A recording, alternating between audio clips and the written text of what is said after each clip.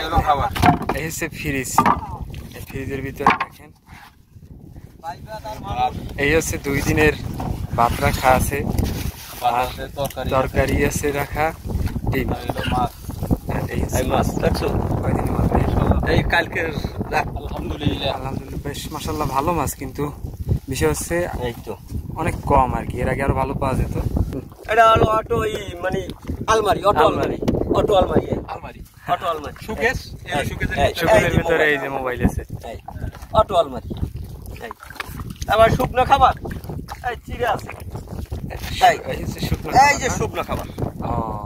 আর ঘন্টাখানি পর আসলে এখানে আর এই থাকবে না, শুকনো থাকবে না, দেখবে খালি নদী আর নদী, সাগর আর সাগর, আর কিছু না। আর বড় বড় ঢেউ আসবে, কিন্তু বড় ঢেউ আসলে আমরা এখান থেকে ভিতরে এই যে সাইডটা দেখা যাচ্ছে, এই সাইডের পর কোনো আর কুল আর কি নাই জানা মতে, জানে আল্লাহ আছে কিনা, মানে এই জানা মতো ময়মুরব্বীরা বিজ্ঞানে পাইছি।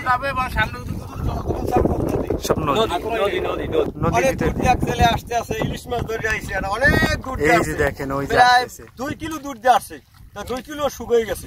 আমরা আছি সুন্দরবনের নদী চরে, এখানে জাল পেতে মাছ ধরা হচ্ছে। কি কি মাছ পাওয়া গেল আপনাদের দেখাই। এই মাছ, এই হচ্ছে নদীর একদম পিওর খাঁটি মাছ। তো এটা হচ্ছে লাঠি মাছ, বেলে মাছ, হ্যাঁ, আর গলদা চিংড়ি, চড়া বাইলা, তারপরে পার্শে মাছ না, এইটা মজার মাছ, এইটা তো এই মাছটা অনেকে চিনেন না, আমরা বলি হচ্ছে পাতা মাছ বা কুত্তার জিব্বা মাছ, এক পাতারি মাছ। তো আসলে এত বড় লম্বা জাল, সেটা হচ্ছে এখান থেকে ওই যে দূর অব্দি দেখা যাচ্ছে, ওই অব্দি জাল প্রায় 1 কিলোমিটার লম্বা হবে। তো এই মাত্র অল্প কিছু মাছ পাওয়া গেছে, নদীতে মাছ আসলে নেই বললেই চলে সেই হিসেবে। হ্যাঁ, এদিক কম।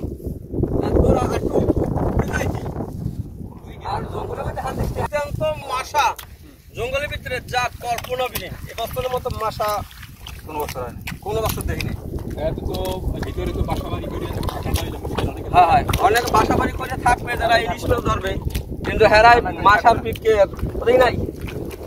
ও এদিকে গাইতে যাইতেছি, নদীতে তো মাছ নাই বললেই চলে। হ্যাঁ, নাই, একদম কম মাছ, কম। এর মধ্যে মাছ হয়েছিল খুব, আমরা খবর পাইছি যে মাছ হয়েছে, এই জন্য আসলাম। খুব মাছ দেখি না তেমন একটা।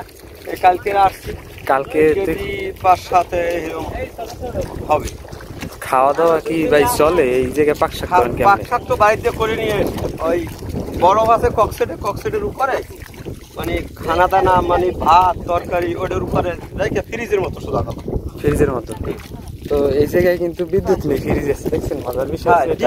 ডিপের মতো মানে ককসেট। আর আরেকটা বিষয় দেখেন, সেটা হচ্ছে রান্না করা 2 দিন আগে, আর 2 দিন কোনো রান্না হবে না। ভাই কোনো কারণে যদি কোনো সমস্যা হয়, তাহলে এই জায়গা থেকে ফিরে যেতে আরো প্রায় 2 দিন লাগবে নাকি? এই 2 দিনে কোনো খানা দানা হবে না। শুকনো খাবার আছে না, চিড়া, শুকনো খাবার আছে। হ্যাঁ, শুকনো খাবার আছে, চিড়া, চিনি। আচ্ছা, শুকনো খাবার নদীতে আসলে শুকনো খাবার নিয়ে আসতেই হচ্ছে। ভাতের নিশ্চিত নেই, কোনো সময় চলবে না, হবে না, পারবে না, বাতাস বৃষ্টি, কিন্তু শুকনো খাবার হলো জীবন রক্ষা করে। যখন রোলিং এর তখন তো রান্না বান্নার কোনো সুযোগ পায় না।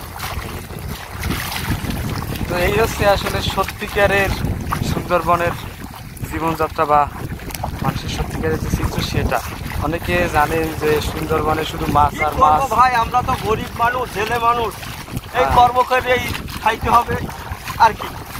অনেকে মনে করেন মাছ আর মাছ সুন্দরবনে, কিন্তু 2-3 দিন কষ্ট করে মাছ ধরতে হয়, তারপরে সেই মাছের তো ন্যায্য দাম পাওয়া যায় না। কারণ এই যে মাছ দেখালাম, এখান থেকে হয়তো বা 200 টাকা 300 টাকা কেজি বিক্রি হয়, কিন্তু এই মাছ ঢাকা যেতে সর্বোচ্চ খরচ হয় দেখা গেছে 200 থেকে 250 টাকা ঢাকা অব্দি যেতে, কিন্তু এই মাছের প্রতি কেজি মূল্য হয়ে যায় 1600 টাকা। তাহলে লাভটা করতেছে কারা? যারা শুকনো জায়গায় বসে আছে, এসির নিচে বসে আছে, বা যদিও যারা মাছের ব্যবসা করে আসলে এসির নিচে বসে না, যদিও এরকমের নজির কম দেখা যায়, কিন্তু ভালো জায়গায় যারা বসে আছে, মানে ঘটনা হচ্ছে হয় কোনো সময় হয়, কোনো সময় হয় না। মানে হয় না বললে তো আর বই চা যাবে না, হইতেই পারে, আজ না হোক কাল হবে, কম বেশি সবাই হবে। এই হচ্ছে বাসস্থান, ঘর দেখেন, এই ঘরে হচ্ছে জীবন যাপন। এই হচ্ছে ফ্রিজ, এই ফ্রিজের ভিতরে দেখেন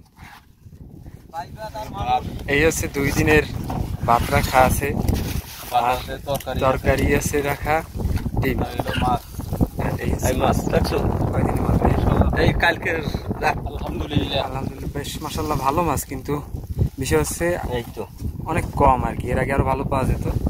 তুই এটি কি শুরু করছিস? কারা এর শেষই পাইছ কি কারা লইছ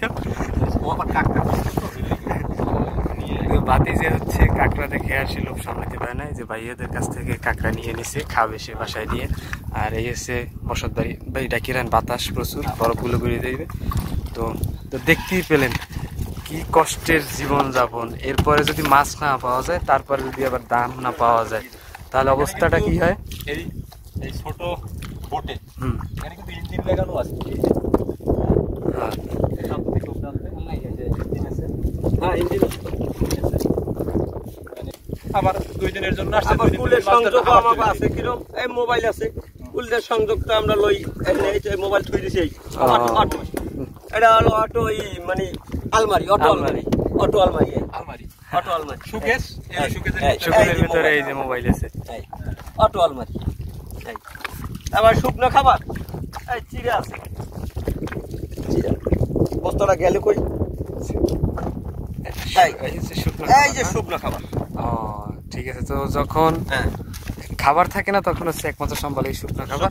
আর মানুষ এমনিতেও 2 দিন বেঁচে থাকতে পারে, কিন্তু কষ্ট করতে হয়। খাবার পানি নিয়ে আসি,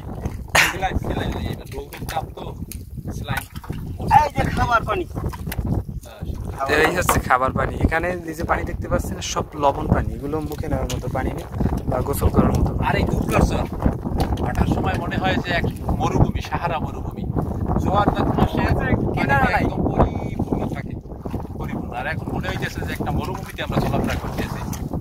আর ঘন্টাখানি পর আসলে এখানে আর এই থাকবে না, শুকনো থাকবে শুকনো না, শুকনো থাকবে না, দেখবে খালি নদী আর নদী, সাগর আর সাগর, আর কিছু না। আর বড় বড় ঢেউ আসবে, কিন্তু বড় ঢেউ আসলে আমরা এখান থেকে ভিতরে উপকূলে।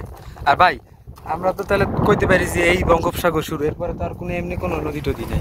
এর এর এই যে সাইডটা দেখা যাচ্ছে, এই সাইডের পর কোনো আর কুল আর কিনা নাই জানা মতে, জানে আল্লাহ আছে কিনা, মানে এই জানা মতো ময়মুরব্বীরা বিজ্ঞানে পাইছি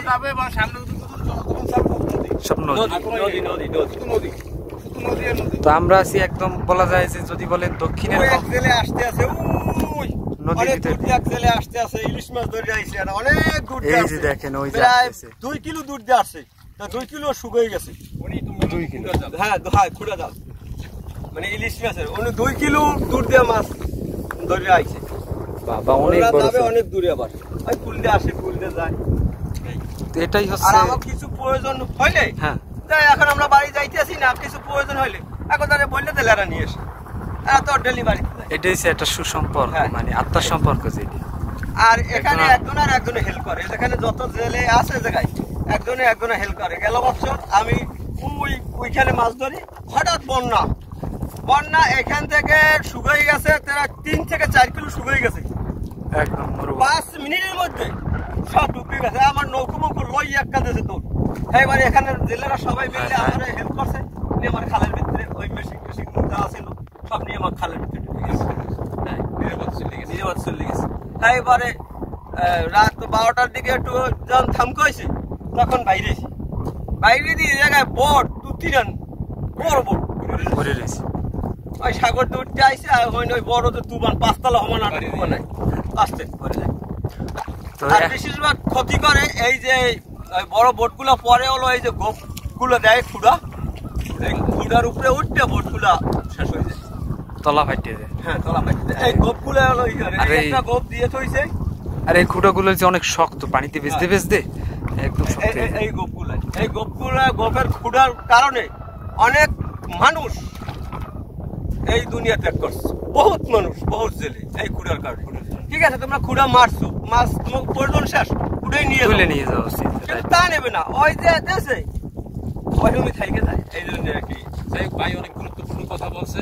তো আমরা এখন এই যে 3 কিলোমিটার দূর থেকে এক ভাই আসছে ইলিশ মাছ ধরে, এই যে বঙ্গোপসাগর থেকে আসলো। মাশাআল্লাহ কিছু কাঁকড়া পাওয়া গেছে, ইলিশ মাছের সংখ্যা মাত্র একটা। যাই হোক পাওয়া গেছে তাও, আর মাছের সংখ্যা এখন নেই বললেই চলে, কারণ এখন হচ্ছে মরাগুন চলতেছে, মানে ডালাগুন, এখন মাছ কম একদম।